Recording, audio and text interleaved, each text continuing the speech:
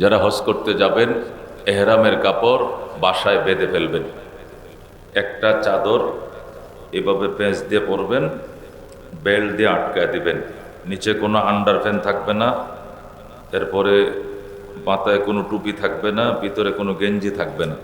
শুধু একটা চাদর, 2.5 গজি একটা কাপড় ফিন্দা থাকবে, আর 3 গজি একটা কাপড় চাদরের মতো পরা থাকবে। এই 2টা কাপড়। এছাড়া মারা গেলে যেরকম কাফনের কাপড় পরানোর টাইমে অন্য কোনো আউট কাপড় থাকে না, হাজিদের শরীরেও অন্য কোনো আউট কাপড় থাকবে, শুধু 2টা কাপড় থাকবে। এই কাপড়টা যেটা পরবে এটা লুঙ্গির মতো পরা যাবে না। এটা এইভাবে, এই ডাইনের অংশটা এইভাবে দিবে, বামের অংশটা এইভাবে দিয়া একটা বেল্ট আছে বাংলাদেশের ম্যাপ না, ওই বেল্ট দিয়ে শুধু আটকায় দিবে। কাপড়টা বাস করা থাকবে, কোনো খোসা, লুঙ্গির মতো খোসা দেওয়া যাবে না। মাথায় টুপি থাকবে না, গায়ে কোনো গেঞ্জে থাকবে না, ভিতরে কোনো আন্ডারপ্যান্ট থাকবে না। পায়ের জুতাগুলো স্যান্ডেল থাকবে, পংসের থাকবে। পায়ের পাতাটা ডাইকা থাকে এরকম কোনো জুতা হবে না, স্যান্ডেল থাকবে, যে পিতাওয়ালা স্যান্ডেলগুলো, ফংসের স্যান্ডেলগুলো থাকবে।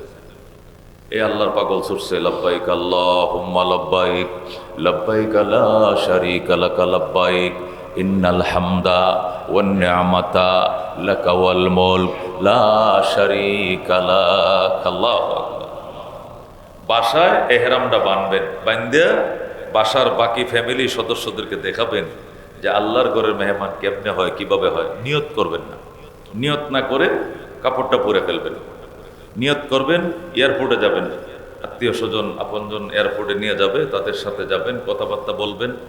এয়ারপোর্টে গ্লাসের ভিতরে ইমিগ্রেশনে ঢোকার আগে আপনজনদেরকে বিদায় দিবেন। এখন আপনারা বাড়িতে বাসায় চলে যান। আপনি ইমিগ্রেশনে ঢুকছেন, তো লাগেজ টাগেজ যেগুলো বুকিং দেওয়ার বুকিং দিয়ে দিবেন।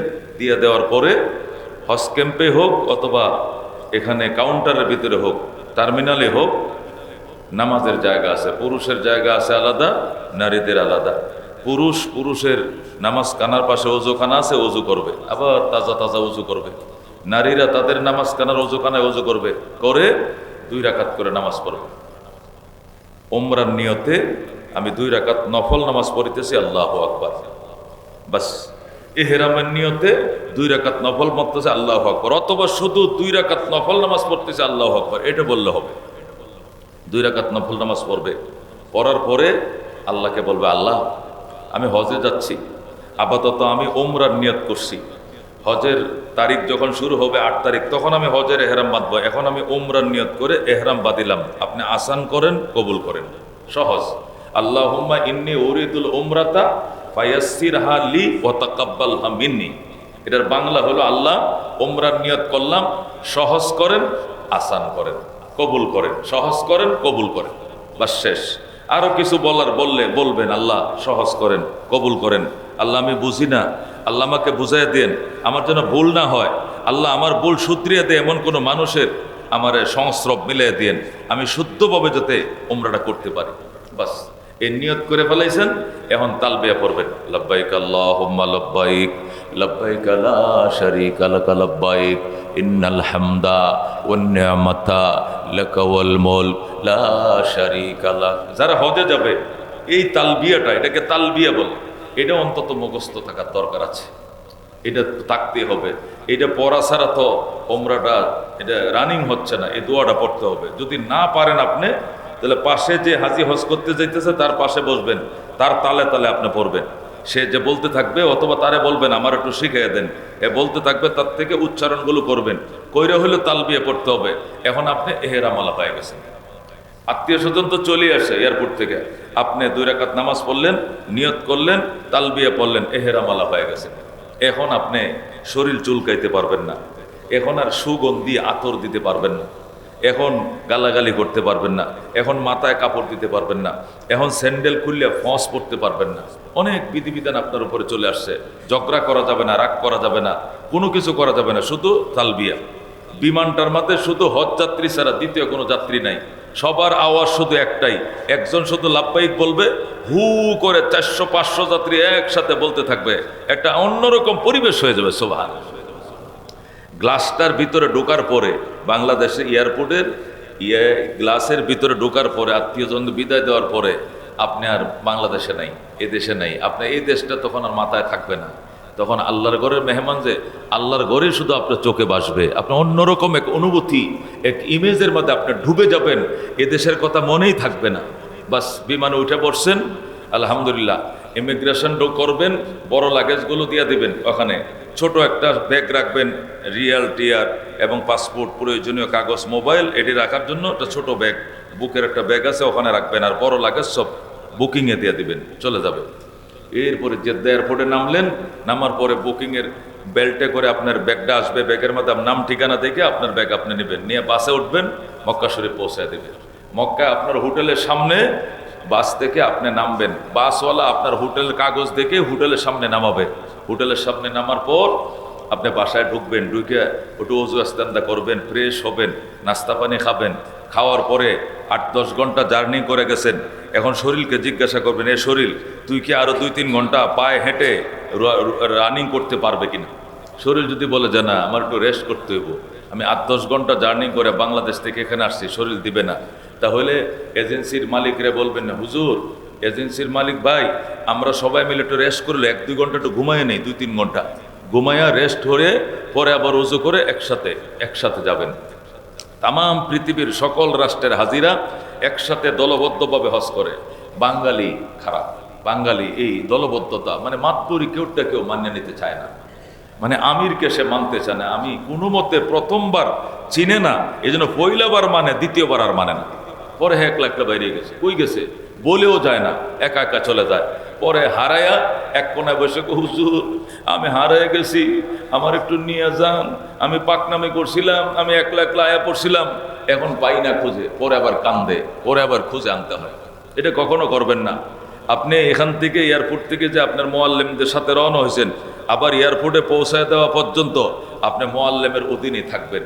খাওয়া, শোয়া, চলা ফেরা, কেনা কাটা সব কিছুতে মোয়াল্লেমের পরামর্শ মতো করবেন, তাহলে আপনি ঠকবেন না। আপনি কিনা কাটাও যদি মোয়াল্লেমের পরামর্শ ছাড়া করেন, আপনাকে ঠকায় দিবে, আপনি ঠকে যাবেন, আপনি ওই দেশের ভাষা বুঝবেন না। আপনি যখন দেখবেন যে যায় নামাজ একটা মাত্র 15 টাকা চাইছে, আপনি বলেন হায় হায় এত অস্তা, 15 টাকা, কিন্তু 15 টাকার ভিতরে যে 400-450 টাকা লুকায় রয়েছে আপনি তো বুঝবেন না। 15 টাকা মানে 450 টাকা। যেই বলছে যায় নামাজ 15 টাকা, আপনি বলছেন আমার 15টা দে, 20টা দে, আমার অনেক আত্মীয় স্বজনটা দিতে 20টা কিনে লেছেন, কিনে আইনা পরে মোয়াল্লামরে কইছেন, হুজুর যায় নামাজ হস্তা পাইছি, দেখেন এক গাঁটটি লইছে, কত করে আনছেন? 15 টাকা করে। মোয়াল্লা কয় ইন্না লিল্লাহ, এটা তো 12 টাকা করে। প্রত্যেকটা 3 টাকা করে ঠকছেন। 1 টাকা মানে 30 টাকা, 3 টাকা মানে 90 টাকা ঠকছেন, পার পিস 90 টাকা ঠকছেন। 15-এর 90 দিয়ে গুণ করেন, আপনি 1200 টাকা ঠকছেন। এটা মোয়াল্লেমের সাথে নিয়ে গেলে আপনি এই 1200 টাকা ঠকতেন না। এই জন্য পাকনামি করেন না, ওখানে সব কিছু মোয়াল্লেমের অধীনে। এই কথা বলতে হচ্ছে আজকে আমার তো ভাগ্য ভালো, এই মসজিদওয়ালাদের কপাল ভালো। এমন কিছু মেহমান আছে আজকে মুসল্লি, যে আজকে বা কালকে সে উমরা করে আইছে, সুবহানাল্লাহ। আর এমন কোনো মুসল্লি আজকে আছে যে মুসল্লিরা আজকে জুমার নামাজ পড়ে এয়ারপোর্টে যাবে। একদল উমরা করে আইছে, এই মুসল্লি আমার চোখের সামনে বাসতাছে, আমি দেখতেছি। আপনারা বললে দাঁড় করে দিব, দাঁড় করে দেওয়ার দরকার নাই, যে আজকাল সে মক্কা থেকে উমরা করে আসছে, এরকম আছে।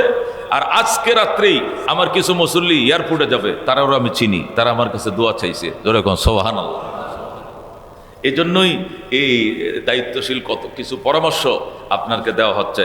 তো ওখানে গেলেন, বাসায় গেলেন, বাসায় যায় মাল সামানা সব প্রত্যেকের আলাদা আলাদা সিট দিবে, সিটের মধ্যে নিজ নিজ সিটের উপরে মাল সামানাগুলো রাখবেন, রেখে একটু রেস্ট করে নাস্তা দিবেন, নাস্তা খাবেন, পরে দলবদ্ধভাবে আল্লাহর ঘরে যাবেন। আল্লাহর ঘর দূর থেকে দেখা মাত্রই দাঁড়ায় যাবেন, দাঁড়ায় 2 রাকাত নামাজ পড়বেন, শুকরিয়াতান আল্লাহ, আল্লাহ তুমি কত বড় মেহেরবান, কত বড় দয়ালু, আমার নিজ চোখে আমি তোমার ঘর দেখছি, সুবহানাল্লাহ।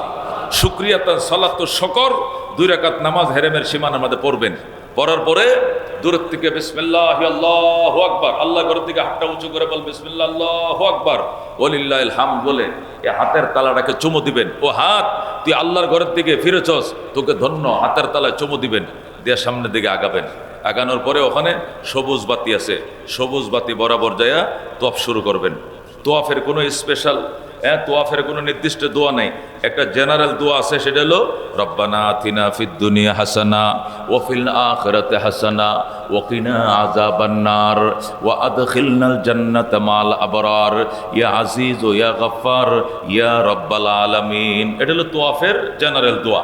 এছাড়া পার্সোনাল আরো দোয়া আছে, বই পুস্তকে লেখা আছে, কিন্তু এই দোয়াটা হাদিস দ্বারা প্রমাণিত। নবী বলতেন, রব্বানা আতিনা ফিদ দুনিয়া হাসানা ওয়া ফিল আখিরাতি হাসানা ওয়া কিনা আযাবান্নার। এটা তো কোরআনের আয়াত, এটা আমরাও জানি। একটু বেশি আছে, সেটা কি? ওয়া আদখিলনাল জান্নাতা মাল আবরার ইয়া আজিজু ইয়া গফফার ইয়া রব্বাল আলামিন। ইয়া আল্লাহ, দুনিয়াতেও কল্যাণ দাও, পরকালেও কল্যাণ দাও, জাহান্নাম থেকে আমার মুক্তি দিয়ে দাও। ওগো রব্বুল আলামিন, ওগো পরাক্রান্ত, ওগো দয়ালু, ওগো বিশ্বজাহানের প্রতিপালক, আমাকে দুনিয়াতেও শান্তি দাও, পরকালেও মুক্তি দাও, জাহান্নাম থেকে নাম কেটে দাও। সুবহানাল্লাহ। আল্লাহর হাবিব বলেন, তোয়াব চলাকালীন এই দোয়া করবে, আল্লাহ গ্যাস গ্যাস করে জাহান্নাম থেকে নাম কাটবে, গ্যাস গ্যাস করে নাম কাটবে। যেরকম আল্লাহু আকবার। জাহান্নাম তালিকার থেকে নাম কেটে দিবেন, জান্নাতের খাতায় নাম লেখায় চলে আসবে বাড়িতে। যেরকম আল্লাহু আকবার। এটা তোয়াফের দোয়া। 7টা চক্কর দিতে হবে। কয়টা? সবুজ দাগ থেকে শুরু হবে, আবার সবুজ দাগ এসে শেষ হবে 1টা চক্কর।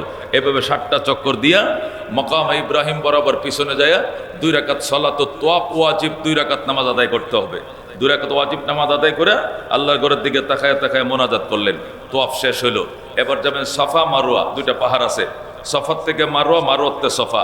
এখান থেকে আনুমানিক শাহী মসজিদ যাইতে আবার ওখান থেকে এখানে আসতে হবে। 4 বার যাইতে হবে, 3 বার আসতে হবে। 4 আর 3 কত হবে? 7 বার। এটাকে সাই বলে, সফা মারওয়া সাই। এটা ওয়াজিব, এটা করতে হবে। এটা করার পরে এরপরে বারবারে যাবেন। বারবার মানে সেলুন, সেলুন আছে একটু পরে, পাকিস্তানি সেলুন আছে, হিন্দুস্তানি আছে, বাঙালি আছে, পাকিস্তানি বেশি। সেলুনের মধ্যে যায় জিজ্ঞাসা করে লোকবেন যে, এই মেরে মেরে শের কা বাল কাতরানা কেতনা কেতনা বলো। বাংলা কইলেও বুঝে ওরা। এগুলো করতে করতে মাথার চুল চুল চুল এই ইশারা দিলে হবে। কত কত? হেরা বলবে খামসা। খামসা মানে খামসা কত? 5 রিয়াল। 5 রিয়াল, 5 রিয়াল মানে কত? 150 টাকা। 5 রিয়ালে কেটে ফেলবেন। অনেক জায়গায় 10 বলবে, নতুন পয়সা 10 বলবে। 18 রিয়াল, 18। আপনি আমা কমন মাফি 18, 18 হবে না, বলবে লা লা লা 18 না, খামসা, 5টা। কিছু ভাষাও শিখতে হবে। 10 এভাবে 2 আঙ্গুল দিয়ে বলবে 10 রিয়াল লাগবে, আপনি বলবেন না 5 রিয়াল দিব, রাজি হয়ে যাবে। 5 রিয়ালে কেটে ফেলবেন, আপনি হালাল, ওমরা শেষ।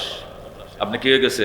আপনি আল্লাহর ঘর তোয়াফ করছেন 7টা, 2 রাকাত নামাজ পড়ছেন, এরপরে সাফা মারওয়ার 7টা চক্কর দিছেন, দোকানে এসে মাথা চুল কাটছেন, এই যে ওমরা শেষ। আপনি হজের একটা অংশ শেষ হয়ে গেল। উমরাটা, এই যে উমরাটা যারা বাংলাদেশ থেকে যায় আপনি প্রথম করবেন, এটা হজের অংশ। এই উমরাটায় আপনার হজটাকে তামাত্তু হজ বানায় দিবে। কি হজ বানায় দিবে? তামাত্তু হজের জন্য আগে প্রথম সফরে যায় প্রথম উমরা করতে হয়, এরপরে হালাল হওয়ার পরে আবার হজের দিন শুরু হলে আবার হজ করতে হয়। এটাকে তামাত্তু হজ বলা হয়। এই উমরাটা আলাদা কোনো উমরা নয়, এটা হজের অংশ। এই উমরাটা হজকে অনেক দামি বানায় দেবে, এটাকে তামাত্তু হজ বানায় দিবে। যেরকম সুবহানাল্লাহ। আল্লাহর হাবিব সাল্লাল্লাহু আলাইহি সাল্লাম বলেন, তাবিউ বাইনাল হজ্জ ওয়াল উমরা। হজ এবং উমরাকে এক সফরে আদায় করবা, একসাথে আদায় করবা। প্রথম উমরা করবা, পরে হজ করবা। ফাইন্নাহুমা ইয়ানফিয়ানাল ফাকরা ওয়াজ যুনুব। এতে তোমার 2টা লাভ। আল্লাহ চিরদিনের জন্য তোমার থেকে দরিদ্রতা দূর করে দিবেন। তুমি আর কোনোদিন গরিব হইবা না, ধনী থাকবা চিরদিন। যেরকম সুবহানাল্লাহ। ওয়াজ যুনুব, এবং আল্লাহ তোমার গুনাহ মাফ করে দিবে। আল্লাহ তোমার জিন্দেগির গুনাহ মাফ করে দিবেন। যেরকম সুবহানাল্লাহ। এই জন্য তামাত্তু হজ করবেন। তামাত্তু হজ হলো এহরাম বাইদা বাসার থেকে বের হবেন, এয়ারপোর্টের ভিতরে যায় নিয়ত করবেন যেমনি বলছি, এরপরে মক্কা শরীফ যায় আল্লাহর ঘর তওয়াফ করবেন, 2 রাকাত নামাজ পড়বেন, সাফা মারওয়া 7টা চক্কর দিবেন, মাথার চুল আসাইবেন, ওমরা হয়ে গেল। এখন আপনার কাজ হলো গোসল করবেন, বাসায় যায় গোসল করে নাস্তা পানি খায়া এখন মক্কা শরীফ থাকবেন। কি করবেন? 5 ওয়াক্ত নামাজ বাইতুল্লাহ তাকবীরে উলার সাথে পড়বেন। আগে বাগে যায় কাতার বন্দে বসে থাকবেন, নফল পড়তে থাকবেন। আল্লাহর ঘরে যাইতে ক্লান্তি লাগলে, আল্লাহর ঘর তোয়াফ করলে আল্লাহ তাআলা 100% গুনাহ মাফ করে। আর আল্লাহর ঘরের দিকে তাকায়া থাকলেও 40% গুনাহ মাফ করে। জোরে কইছো আল্লাহ ঘরের দিকে ছায়া থাকলেও আল্লাহ 40% গুনাহ মাফ করে। সুবহানাল্লাহ কোন। এই জন্য কিছু যদি না পারেন, ক্লান্ত শরীর, পারি না, মানুষের ভিড়, এমন জায়গায় বসবেন যেখান থেকে আল্লাহর ঘরে কালো গিলাপটা দেখা যায়, ওখান থেকে শুধু চাইয়েই থাকবেন। অটোমেটিক বৃষ্টির মতো আপনার শরীরে গুনাহগুলো ঝরে যাইতে থাকবে, ঝরে যাইতে থাকবে। সুবহানাল্লাহ। একবার সুবহানাল্লাহ বলবেন, ওখানে 1 লক্ষ সুবহানাল্লাহ বলার সওয়াব। একবার আস্তাগফিরুল্লাহ বলবেন, 1 লক্ষ আস্তাগফিরুল্লাহ পড়ার সওয়াব। একবার আল্লাহু আকবার বলবেন, 1 লক্ষ বার আল্লাহু আকবার বলার সওয়াব। জোরে কোন সুবহানাল্লাহ। প্রত্যেকটা নেকি আল্লাহ 1,00,000 গুণ বাড়ায় দিবেন। এটা আল্লাহর ঘরের প্রতিদান। আল্লাহ তার হেরেমের মধ্যে এই প্রতিদান লুকিয়ে রেখেছেন। সুবহানাল্লাহ। সেখানে তোয়াফ করলেও সোয়াব, বসে থাকলেও সোয়াব, তসবিহ পড়লেও সোয়াব, কোরআন তেলাওয়াত করলেও সোয়াব, তাকায়া থাকলেও সোয়াব, শুধু সাইয়া থাকলেও সোয়াব। সুবহানাল্লাহ। আল্লাহ গুনাহ মাফ করবেন। সেখানে দেয়া থাকবেন আর টাইম মতো বাসায় এসে খানা খাবেন, বেশি সময় হেরেমে থাকবেন। বাসায় আসলে গল্প গুজব শুরু হইব, ভাই আপনি কত দিয়ে আইছেন? আমি আইছি তো 6 লাখ। হ্যাঁ আপনার তো 6 লাখ, তা আমার তো 6 লাখ 10 লইল কি লেগে? হজ করতাম না, বাদ দে হজ, আগের টাকাটা উসুল কর আগে, হজ বাদ, হজ জীবন আবার করবো, 10,000 টাকা উসুল কর। এই যে শয়তানে আপনার অন্য কাজে লাগাই দিছে। হেতে 6 লাখ, আমার 6 লাখ 10 কেন? হজ বাদ দে, হজ করবো পরে, আগের টাকা উসুল কর। এই বেটা টাকা দিবে না, দেশে ফোন করতাম, দেশে ফোন ধরলে তোর ছেলে মেয়ে সবটি ধরে লিয়ে যাবো। আমার চিনোস, আমি বর্তমানে প্রেসিডেন্ট, আমি অমুক দলের সভাপতি, অমুক দলের সেক্রেটারি, তোর বাসাতে সব কিছু ধরিয়ে নিয়ে চলে আসবে। আমি বাসা ডাকা ফোন করলে তোর গত তালা মেরে দিব, সিলগালা করে দেবো। চিনোস, টেহা 10,000 ফালা। শুরু হয়ে গেছে অন্য কাজ। গেছে কি জন্য? এ করে কি ইবলিশ লাগাই দিবে। খবরদার, এটা করা যাবে না। কোনো কিছু মনে থাকলেও পরে এগুলো ভুলে যাও মুসলমান। এজেন্সির মালিকরা ব্যবসা করে, ব্যবসা 1 বস্তা চাউল, 1 বস্তা মিনিকেট চাউল, কের থেকে 2300 টাকা রাখে, কের থেকে 2280 টাকা রাখে, কের থেকে 2250 টাকা রাখে। এটা ব্যবসায়ীর ব্যক্তিগত ব্যাপার। একজন পরিচিত কাস্টমার থেকে 10 টাকা কম রাখছে, একজন থেকে 50 টাকা কম রাখছে, এটাকে আপনি মারামারি করতে পারবেন? যা ওনার থেকে কি 2280 টাকা রাখছো, আমার থেকে 2300 টাকা রাখছো কেন? আমি ওনাকে ফ্রি দিয়ে দিব, আপনার সমস্যা নেই, আপনি নিলেন নেন। এটা হলো কথা। এজেন্সিওয়ালারা হাজি নেই, বারে বারে দরজায় যাইতে করা নাড়তে কত যে জুতা খোয়ায়, কত মেহনত করে হাজি নেওয়ার জন্য। এই ক্ষেত্রে দেখা যায় একজন লোক সম্মানী মানুষ নিতে গেলে, উনি গেলে ওনার আত্মীয় স্বজন আরো 7 জন যাইব ওনার সাথে। এই জন্য উনি 50,000 টাকা মাফ করে দিচ্ছে। কাকা আমনে মালে 5 লাখ টাকা দিবেন, আর লাগতো না। আমার সাথে আরো 9 জন আছে, হেডি আমার 6 লাখ করে লইয়া দিয়েন, আমনে 5 লাখ দিলে চলবে, অসুবিধা কি? এজেন্সিওয়ালা ওইটিতে লাভ করবে, এটাতে লাভ করবে না। এই জন্য আপনি ওখানে মারামারি করবেন কি লেগে? ওনার ব্যবসা, উনি কার থেকে 10 টাকা বেশি নিবে, কার থেকে 10 টাকা কম নিবে, কিন্তু ওখানে যায় করে কি জানেন? বাইতুল্লাহ শরীফ এশার নামাজ পড়ছে, তো বাইতুল্লাহ এশার নামাজ হয়ে যাবে 7:20-এ, 7:20 সাড়ে 7টার মধ্যে এশার নামাজ শেষ। আইসা হেরেম শরীফ বাসায় আসছে, বাসায় খাওয়া দাওয়া করছে, খাওয়া দাওয়া করার পরে এখন তো কাজ নাই, 8টা বাজে তো ঘুম ধরে না, ঘুমাইতে বাংলাদেশে 12টা 1টা বাজে ঘুমায় অভ্যাস। এখন শয়তানে খালি পুষায় কি কাজটা করা যায়। তখন আচ্ছা ভাই আপনি কত দিয়েছেন, সত্যি করে কোন, আল্লাহর ঘরের কাছে কয়ে মিছা কথাটা কই না যায়, মিছা কথাটা কিন্তু কইবেন না, সত্যি করে কোন। কয় না আমার এজেন্সির মালিক না করছে, আমি কত দেয়াইতাম এটা কইতে না করছে। কয় ভাই আমি কেউ রকম না, আপনি খালি আমার কানে কানে কোন, কত দেয়াইছেন? কয় আমি তো আইছি 5,80,000 দিয়া। কি 5,80,000? আমার থেকে গেলে 6,20,000 লইছে। আরে সর্বনাশ, এর একদিন নইলে আমার একদিন, ওর একদিন নাহলে আমার একদিন, আমি খাইছি ওরে নাহলে ওই খাইছে আমারে, মানে অন্যরকম ব্যাপার শুরু হয়ে গেছে। নাউজুবিল্লাহ কোন, নাউজুবিল্লাহ। এগুলো করা যাবে না, এগুলো করা যাবে না। বরং এশার নামাজটা পড়ে ঘুম আসে না, আবার পাগল চলে গেছে কই আল্লাহর ঘরে। কই যান? কই যাইতেছি। কই যান? যাইতেছি। আবার সে আল্লাহর ঘরে যা তোয়াফ করে, আল্লাহর ঘরে তাকায় রয়েছে। পাগল তো একটা কাফনের কাপড় ফিনছে আর একটা গায়ে দিছে। সাহাবী প্রশ্ন করে, মাল হাজ্জু ইয়া রাসূলুল্লাহ, নবী গো হজের বৈশিষ্ট্য কি? একটা হাজিকে দেখলে কেমন মনে হবে? রাসূল কয় আলা আজ্জু ওয়াসাজ্জু। হজকারে কয় জানো, আলা আজ্জু ওয়াসাজ্জু, পরাগন্দা বাল পরাগন্দা বদন। এটা উর্দুতে তর্জমা, বাংলা হলো এলোমেলো চুল এলোমেলো দেহ। যেরকম আল্লাহু আকবার। হাজিদের গুণাবলী কি, বৈশিষ্ট্য কি? এলোমেলো চুল এলোমেলো শরীর, মানে চুলের মাথায় তেল দিতে পারবে না, সুগন্ধি মাখতে পারবে না, আঁচড়াইতে পারবে না, শীতি করতে পারবে না। চুলে টুফিও মাথার দিলে তো চুলটি ভিতরে ডাকিয়ে ডুকিয়ে থাকতো, টুফিও মাথার দেওয়া যায় না। এ হাগল বান্ডারের মতো চুল দিছে সাইরিয়া, এলোমেলো চুল এলোমেলো শরীর, সুগন্ধি নাই, দামি আতর মাখতে পারে না, সাবান দিতে পারে না, এক চাদর গায়ে রাখছে আর এক চাদর ফিন্দে রাখছে, সন্ন্যাসীর মতো দেখা যায়। পাগল যেরকম আল্লাহু আকবার। সাহাবী বলে তো ইয়া রাসূলুল্লাহ মাল হাজ্জু, হজ কি জিনিস, হজের বৈশিষ্ট্য কি? আল্লাহর হাবিব বলেন আল হাজ্জু ওয়াস সাজ্জু, হজ বলা হয় এলোমেলো চুল, এলোমেলো দেহর নাম। পাগল আল্লাহর মেহমান হয়ে শুধু বলে লাব্বাইক আল্লাহুম্মা লাব্বাইক, লাব্বাইক লা শারীকা লাক লাব্বাইক, ইন্নাল হামদা ওয়ান নি'মাতা লাকা ওয়াল মুলক লা শারীকা লাক। দেখবেন বিমানের মধ্যে সব হাজিরা বলতে থাকবে, আমনে কুলুপ দিয়ে বয়ে থাকেন না। ভদ্রলোক কথা কয় না, উনি কথা কয় না, যদি শিক্ষালায় এই জন্য কয় না। বাংলাদেশও শিখতে পারো নাই, বিমানে এত পরিমাণ 6-7 ঘন্টা বিমান চলবে, এত পরিমাণে এই দোয়াটা এক্সারসাইজ করবে যেটা আপনি অটোমেটিক শিখে লাবেন, খালি একটু টুটটি নাড়াইলেই হবে। এই জন্য অনেক টুট নাড়াইতে হবে, চেষ্টা করতে হবে। আমি বাঙালি, আমি আলিফ জানি না, বা জানি না, কোরআন শরীফ পড়তে জানি না, এটা হইতো চাইতো না, কিন্তু হওয়া লাগবে। শুনে শুনে ট্রাই করতে করতে শিখে ফেলবেন। কতক্ষণ ঠিক কিনা? বেশি করে পড়বেন, নিজে টান মারে ধরবেন, বুল চুল যাই হোক, লাব্বাইক আল্লাহুম্মা লাব্বাইক কটা চিল্লান দিবেন, দেখবেন আপনার সাথে আরো 100 জন ধরছে, সুবহানাল্লাহ। তখন একটা উৎসাহ এসে দিব।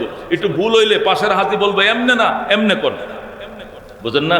এই জন্য তালবিয়া পড়বেন। পাগল, আল্লাহর পাগল। আমি আইছি পাগলামি করতে এখানে আল্লাহকে পাওয়ার জন্য। আমি আল্লাহর পাগল হয়ে আইছি আল্লাহকে পাওয়ার জন্য। এই বেটা, এনে হোটেলে খাওয়ার জন্য আইছি, ভালো মন্দ খাওয়া জীবনে বহুত খাইছি। আল্লাহ যদি দেশে ফিরে এনে আরো খাইতে পারবো, এনে খাইতে আইছি না, ডাইল ভাত খাইলেই হবো, জীবনটা বাইচা থাকলে হবে। আমি আল্লাহর ঘরে পড়ে থাকবো, বেশি সময় আল্লাহর ঘরে হেরেমে থাকবেন। ওখানে ডান হাতটাকে বালিশ বানায়া ওখানে আধা ঘন্টা ঘুমায় পড়বেন, উঠতে ওখানে জমজমের পানি দিয়ে কোনার মাথায় কোনো মতো একটু অজু বানায় ফেলবেন, বানায় আবার আল্লাহর ঘরে ঘুরতে থাকবেন, তোয়াফ করতে থাকবেন। জোরে কর সুবহানাল্লাহ। আল্লাহর ঘর তোয়াফ করতে করতে করতে করতে তৃপ্তি হয় মতো প্রতিটা শ্বাসে, প্রতিটা নিঃশ্বাসে আল্লাহ লক্ষ লক্ষ নেকি দিয়ে ভরে দিবেন। সুবহানাল্লাহ। কাহারও শরীরে টাচ লাগলে, কাহারও পায়ে লেগে গেলে সরি বয়ে লাগবেন, সাথে বলবেন ভাই মাফ করে দিন, ভাই সরি। যে সরি বললে পৃথিবীর যে কোনো রাষ্ট্রের মানুষই আপনার এই ভাষাটা বুঝবে যে উনি সরি বলছে, তার মানে উনি ভুল করছে। হাত পা লেগে গেলে আপনার কোনো আচরণে কেউ যদি কষ্ট পায় থাকতে পারে, আপনার সাথে ভাই সরি, এই সরি শব্দটুকু সবাই বুঝবে, সাথে সাথে সে মাফ করে দেবে। কি করবেন?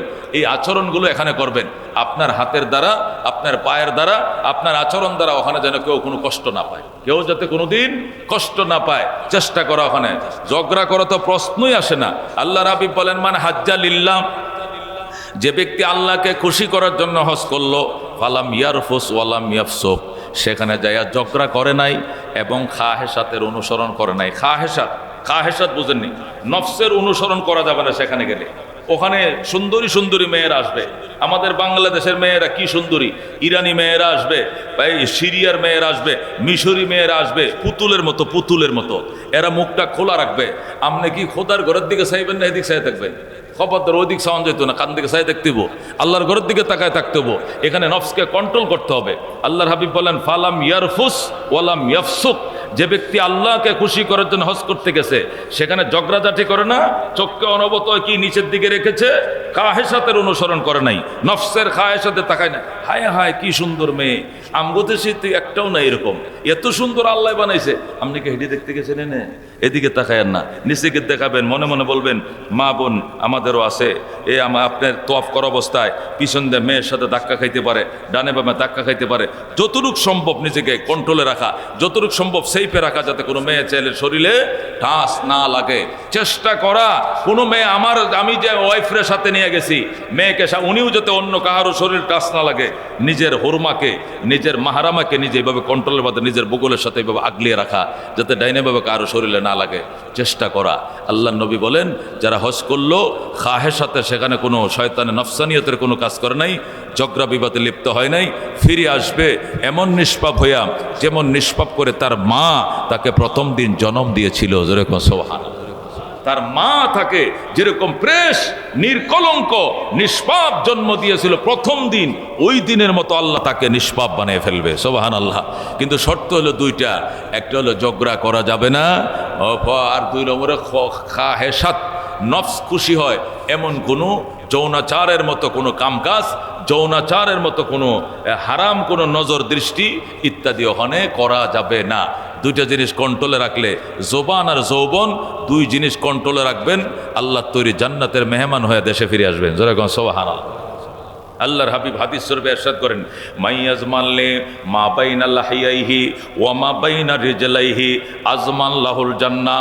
আল্লাহর হাবিব বলেন, যে ব্যক্তি দুই গালের মাঝখানে নরম জিহ্বাকে কন্ট্রোলের জিম্মা নিবে, দুই রানের মাঝখানে নিজের নফসকে কন্ট্রোলের জিম্মা নিবে, দুই গালের মাঝখানে নরম জিহ্বা, দুই রানের মাঝখানে নরম আরেকটা গোশতের টুকরা, এই দুইটা গোশতকে যে কন্ট্রোল করবে, আমি রসুল তার জান্নাতের কন্ট্রোলার হয়ে যাব। এই দুইটার জিম্মা যে নিতে পারবে, আমি আল্লাহ, আমি নবী তার জান্নাতের জিম্মা নিলাম। যেরকম সুবহানাল্লাহ। একটা হলো জবান, আরেকটা হলো যৌবন। একটা কি? জবান, আরেকটা হলো যৌবন। জবান আর যৌবনের কন্ট্রোল হয়ে করো। নবী বলেন, তোমার জান্নাতের চাবিটা আমার থেকে নিয়ে আমি তোমার চাবি আমার হাতে দেব। যেরকম সুবহানাল্লাহ।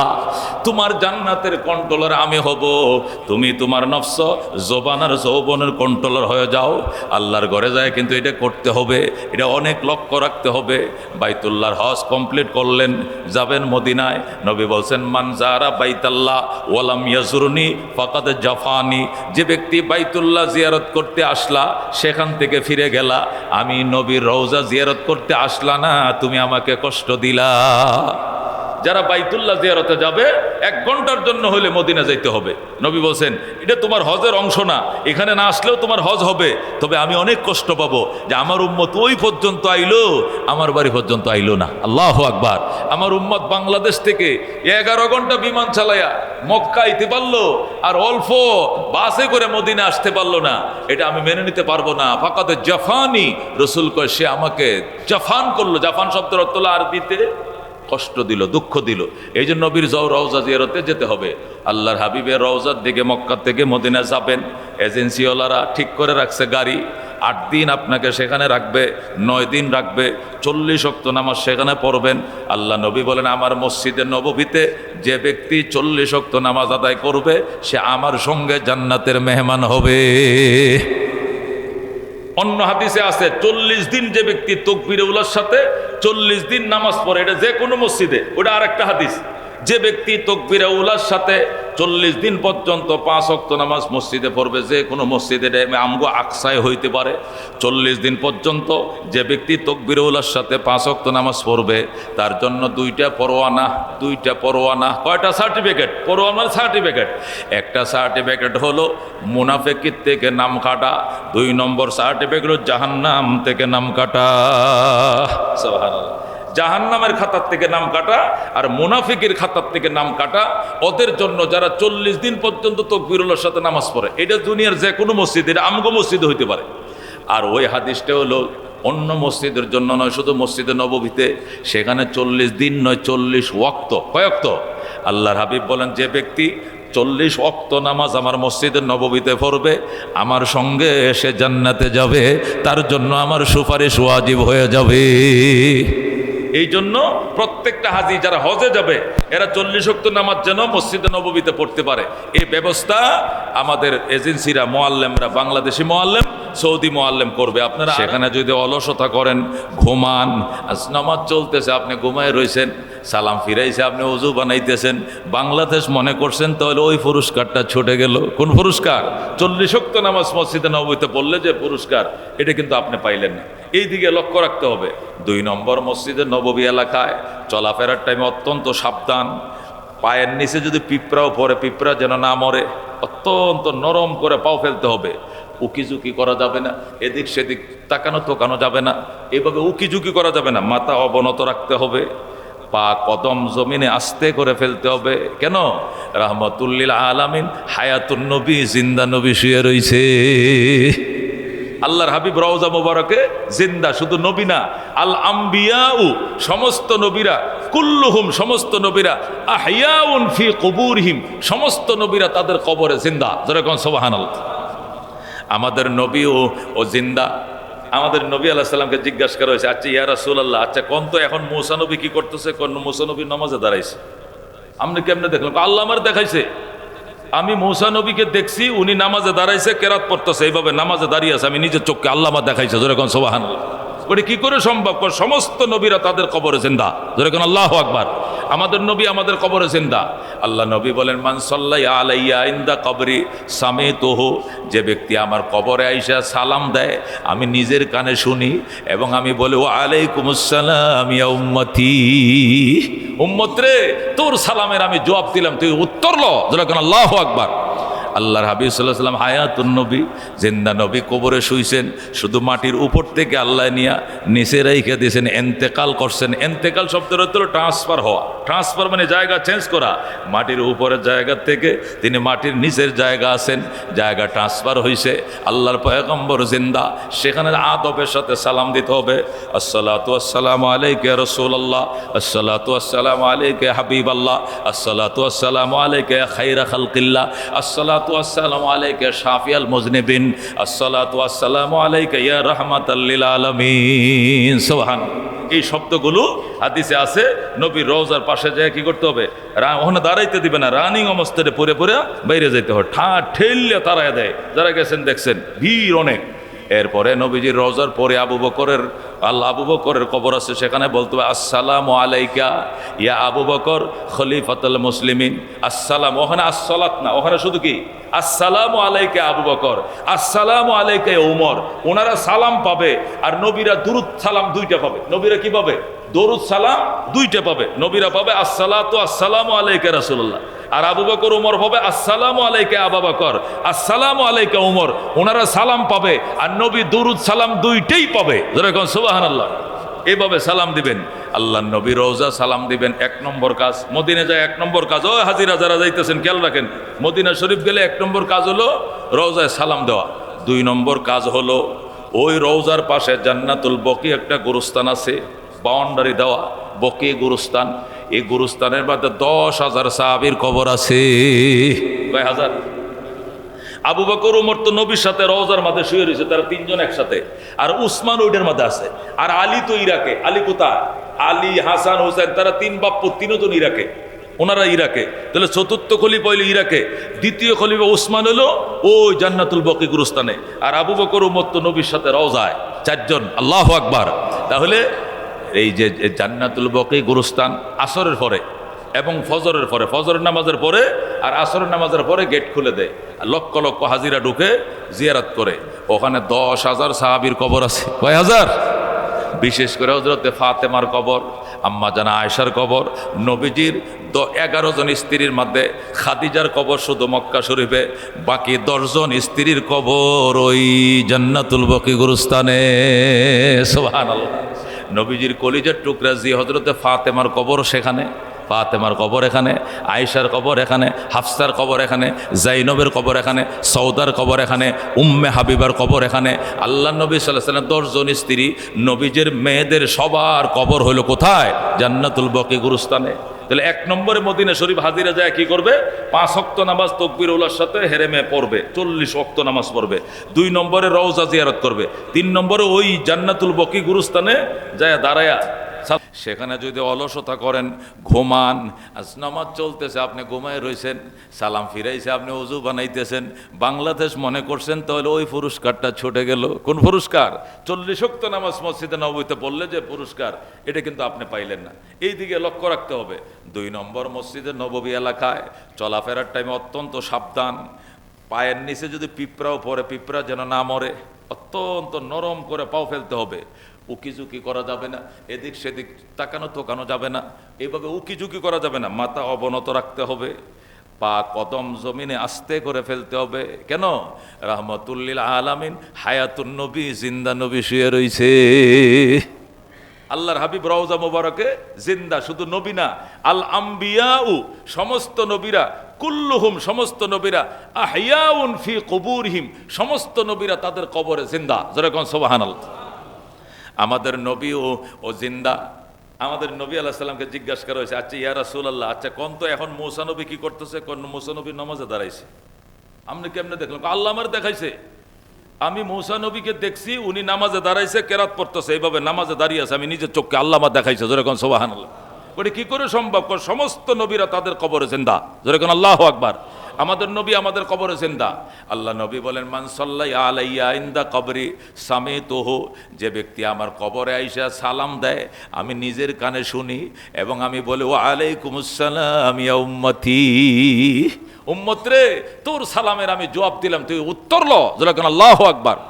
আল্লাহর হাবিব সাল্লাল্লাহু আলাইহি সাল্লাম হায়াতুন নবী, জিন্দা নবী, কবরে শুইছেন, শুধু মাটির উপর থেকে আল্লাহ নিয়া নিচে রেখে দিয়েছেন, এন্তেকাল করছেন। এন্তেকাল শব্দের অর্থ হলো ট্রান্সফার হওয়া। ট্রান্সফার মানে জায়গা চেঞ্জ করা। মাটির উপরের জায়গা থেকে তিনি মাটির নিচের জায়গা আছেন, জায়গা ট্রান্সফার হয়েছে। আল্লাহর পয়গম্বর জিন্দা, সেখানে আদবের সাথে সালাম দিতে হবে। আসসালাতু আসসালামু আলাইকা ইয়া রাসূলুল্লাহ, আসসালাতু আসসালামু আলাইকা ইয়া হাবিবাল্লাহ, আসসালাতু আসসালামু আলাইকা ইয়া খায়রা খালকিল্লাহ, আসসালাতু আসসালামু আলাইকা ইয়া শাফিয়াল মুজনিবিন, আসসালাতু আসসালামু আলাইকা ইয়া রাহমাতাল লিল আলামিন। সুবহানাল্লাহ। এই শব্দগুলো হাদিসে আছে। নবীর রওজার পাশে যায় কি করতে হবে? ওখানে দাঁড়াইতে দিবে না, রানিং অবস্থায় পরে পরে বাইরে যাইতে হয়। ঠেললে তারায় দেয়। যারা গেছেন দেখছেন ভিড় অনেক। এরপরে নবীজির রওজার পরে আবু বকরের কবর আছে, সেখানে বলতে হবে আসসালামু আলাইকা ইয়া আবু বকর খলিফাতুল মুসলিমিন। আসসালাম, ওখানে আসসালাত না, ওখানে শুধু কি আসসালামু আলাইকা আবু বকর, আসসালামু আলাইকা ওমর। ওনারা সালাম পাবে আর নবীরা দুরুদ সালাম দুইটা পাবে। নবীরা কি পাবে? দরুদ সালাম দুইটা পাবে। নবীরা পাবে আসসালাতু আসসালামু আলাইকা রাসূলুল্লাহ, আর আবু বকর ওমর পাবে আসসালামু আলাইকা আবু বকর, আসসালামু আলাইকা ওমর। ওনারা সালাম পাবে আর নবী দরুদ সালাম দুইটাই পাবে। যেরকম সুবহানাল্লাহ। এইভাবে সালাম দিবেন। আল্লাহ নবী রওজা সালাম দিবেন, 1 নম্বর কাজ। মদিনা যায় 1 নম্বর কাজ। ও হাজিরা যারা যাইতেছেন খেয়াল রাখেন, মদিনা শরীফ গেলে 1 নম্বর কাজ হলো রওজায় সালাম দেওয়া। 2 নম্বর কাজ হলো ওই রওজার পাশে জান্নাতুল বকি একটা গোরস্থান আছে, বাউন্ডারি দেওয়া বকি গোরস্থান। এই গোরস্থানের মধ্যে 10,000 সাহাবীর কবর আছে। কয় হাজার? আবু বকর ওমর তো নবীর সাথে রওজার মাঝে শুয়ে রয়েছে, তারা 3 জন একসাথে। আর উসমান ওইটার মধ্যে আছে। আর আলী তো ইরাকে। আলী কোথায়? আলী, হাসান, হুসেন, তারা 3 বাপ্য, 3 জন ইরাকে। ওনারা ইরাকে। তাহলে চতুর্থ খলিফা হইল ইরাকে, দ্বিতীয় খলিফা উসমান হলো ওই জান্নাতুল বকি গুরুস্থানে, আর আবু বকর ওমর তো নবীর সাথে রওজায়। 4 জন। আল্লাহু আকবার। তাহলে এই যে জান্নাতুল বকি গুরুস্থান আসরের পরে এবং ফজরের পরে, ফজরের নামাজের পরে আর আসরের নামাজের পরে গেট খুলে দেয়।